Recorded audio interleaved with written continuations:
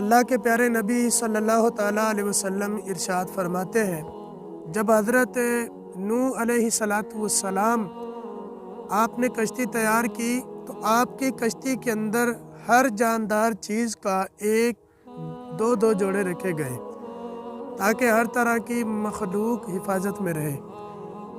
اسی کشتی کے اندر شیر کا جوڑا بھی سوار تھا، تو لوگوں نے عرض کیا، یا نبی اللہ، شیر سے ہمیں خطرہ ہے۔ اللہ تبارک و تعالیٰ نے شیر پر بخار کو مسلط کر دیا۔ جب وہ بخار میں مسلط ہوا تو لوگوں نے آ کر عرض کیا، یا نبی اللہ، چوہا ہمارے کھانے خراب کر دیتا ہے۔ پھر اللہ تبارک و تعالیٰ نے شیر کو ایک چھینک دی۔ جب اس نے چھینکا تو اس کے چھینک کے ذریعے ایک بلی نکلی، جس سے ڈر کر چوہا